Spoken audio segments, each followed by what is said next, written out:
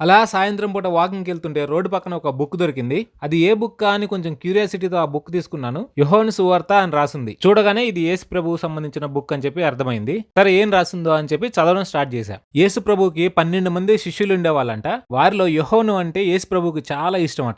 ఎంత ఇష్టమంటే యేసు ప్రభువు చనిపోయేటప్పుడు అమ్మని నువ్వే చూసుకో అని చెప్పి యేసు ప్రభు వాళ్ళ అమ్మని యోహానుకి అప్పచెప్పాడంట. మిగతా 11 మంది శిష్యులు వేరే వేరే వాళ్ళతో చంపబడితే యోహాను మాత్రమే 110 సంవత్సరాలు బ్రతికాడంట. తనను చంపాలని చెప్పి నూనెలో వేశారంట, అయినా తను చనిపోలేదంట. తనని అరటిపండు బోధు మధ్యలో పెట్టి కత్తితో నరికారంట, అయినా తను చనిపోలేదంట.